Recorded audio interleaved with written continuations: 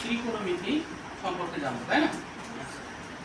ত্রিকোণমিতির অর্থের যে বিষয়টা হলো সেটা হলো যে আমরা ত্রিকোণমিতির যে কোণের অনুপাতগুলো আছে না, কোণগুলো আছে, সেই কোণগুলা কোন কোন কোন চতুর্ভাগে অবস্থান করবে সেগুলো আমরা কি করব, চিহ্নিত করতে পারবো। কিভাবে করবো? দেখো, আমরা জানি যে আমরা এই যে চতুর্ভাগ, তাই না? এটা কি চতুর্ভাগ না?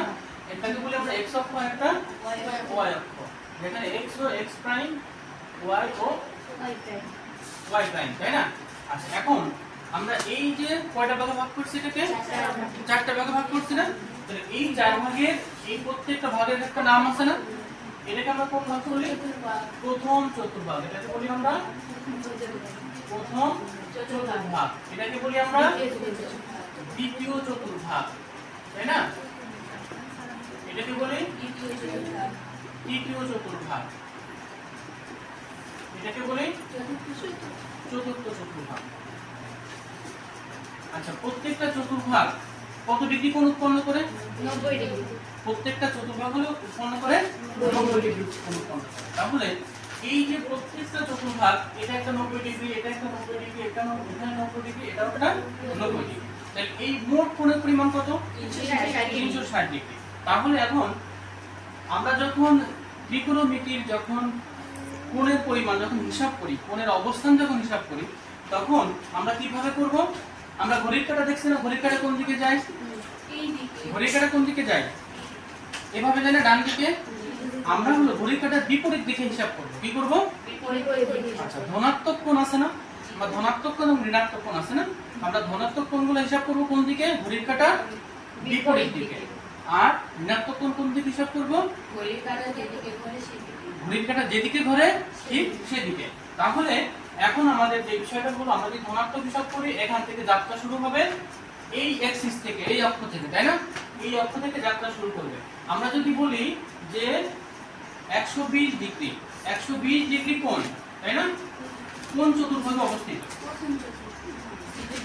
কোন চতুর্ভাগে হবে? দ্বিতীয় চতুর্ভাগে। কিভাবে হিসাব করব আমরা বলতো? প্রথম চতুর্ভাগে 90, তারপরে হচ্ছে এটা হলো 90, তাই না? 90 তারপরে প্লাস 120, এই পর্যন্ত আসলে কত হবে? 180। তার মানে এইখান থেকে 180 পর্যন্ত ঢুকলে এই দ্বিতীয় চতুর্ভাগে কোনটা অবস্থান করবে, তাই না? 180 যখন এক্সিট করবে, সে অতিক্রম করবে, তখন চলে আসবে এই চতুর্ভাগে, তাই না? আবার যখন এই পর্যন্ত আসবে কত? 270 ডিগ্রি। এখান থেকে 270 প্লাস হলে তখন আবার চলে আসবে কোথায়? এই চতুর্ভাগে। এই চতুর্ভাগে কোন পর্যন্ত যাবে? 360 ডিগ্রি পর্যন্ত, তাই না? আমরা যদি এরকম যদি বলি 720 ডিগ্রি কোন চতুর্ভাগে অবস্থিত? 720 ডিগ্রিটা কোন চতুর্ভাগে অবস্থিত হবে?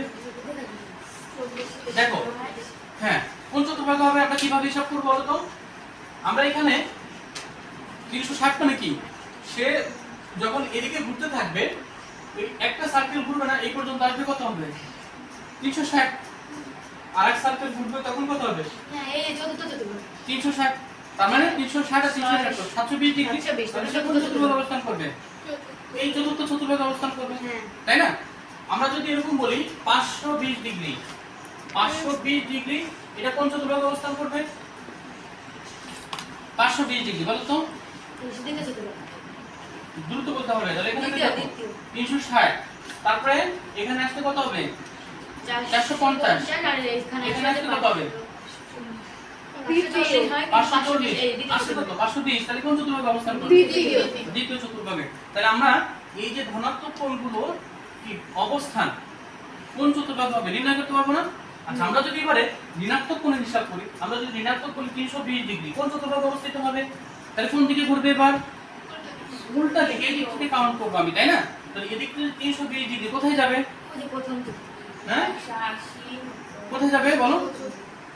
এখান থেকে দেখো, এখান থেকে আসবে 90, তাই না? 180, হ্যাঁ 270 আর তাহলে কোন চতুর্ভাগে চলে যাবে?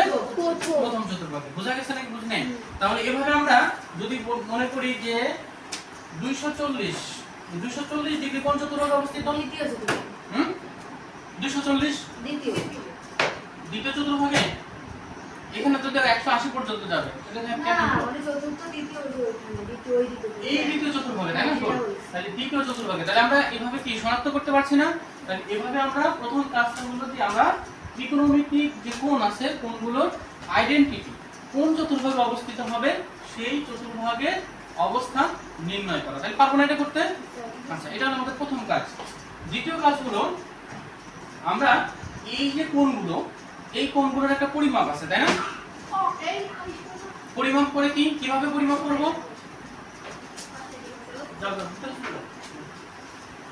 তাহলে এখন কোণগুলোর পরিমাপ করব কিভাবে আমরা? দেখো আমরা এখানে কত, আমরা এই রেডিয়ানের নাম শুনছো? রেডিয়ান, হ্যাঁ, তাহলে আমরা রেডিয়ান হিসাব করব। আমরা কোণগুলোকে রেডিয়ানে হিসাব করব। আমরা যে কোনো কোণকে কি রেডিয়ানে রূপান্তর করতে পারি না? পারি। যদি আমাদের বলে 20 ডিগ্রি সমান কত রেডিয়ান, 20 ডিগ্রি সমান কত রেডিয়ান, আমরা কিভাবে হিসাব করব? আমরা পাই বাই 180 গুণ করতে হয়। অর্থাৎ আমাদের জানি যে 1 ডিগ্রি সমান কত রেডিয়ান, পাই বাই 180 রেডিয়ান, তাই না? পাই বাই 180 রেডিয়ান হচ্ছে কি 1 ডিগ্রি সমান। তাহলে আমাকে যত ডিগ্রি হোক না কেন আমি কি করব, কি সেই ডিগ্রিটাকে, সেই কোণকে যদি আমি কি করি রেডিয়ানে রূপান্তর করতে চাই, তাহলে কি করব আমরা? তার সাথে গুণ করব কত? Pi by 180। তাহলে গুণ করলে হয়ে যাবে। আমি যদি এখন বলি যে 30 ডিগ্রি সমান কত রেডিয়ান, কোণ কত হবে? 30 গুণ পায়ের মান 341 গুণ কত হবে? Pi by 180। তাহলে এত রেডিয়ান, উপরে সি দেই, তাই না? সি তে কি বোঝায়? রেডিয়ান, তাই না? তাহলে এভাবে আমি যে কোনো কোণকে আমি কি করতে পারবো? রেডিয়ানে প্রকাশ করতে পারবো না? আমি যদি এখানে 50 ডিগ্রি বলি, 50 ডিগ্রি সমান কত রেডিয়ান হবে? কত রেডিয়ান হবে বলো তো? Pi by 180। Pi by 180। তাহলে এটা আমরা করব হলো 50 গুণ হচ্ছে আমরা রেডিয়ান যখন প্রকাশ করব তখন গুণ করব কত? Pi by 180। এটাকে বলি আমরা রেডিয়ান। আমরা যখন ক্যালকুলেশন করব আমরা কি ছোট করতে পারি, তাই না? এভাবে কেটে ছোট করা যেতে পারে। এরপর আমরা কি করব? 5 গুণ পায়ের মান কত? 3.1416 ডিভাইডেড কত? 18। তাহলে ক্যালকুলেশন করে যেটা হবে সেটা, ক্যালকুলেশন কত হয় বলো তো দেখি? 5 গুণ 3.1416 করলে কত হয়? 15.7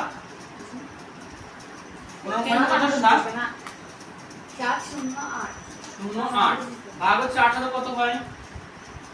0.8 হ্যাঁ 0.872666 তাই না? তাহলে এখানে 2 পরে আমরা 3 করে রাখি, ঠিক আছে?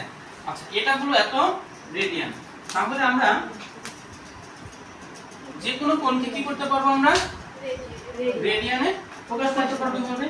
যে কোণই হোক না কেন, তাহলে আমাদের যত ডিগ্রি কোণই হোক সেটাকে কি করব? আমি রেডিয়ানে প্রকাশ করার জন্য কি করব? আমি তার সাথে কত গুণ করব? Pi by 180। তাহলে আমরা প্রথম কথা হলো আমরা কি করেছি, এইখানে এই চতুর্ভাগে কোণের পরিমাণ কি করছি? আমরা অবস্থান, কোণের অবস্থান নির্ণয় করতে পারছি, তাই না?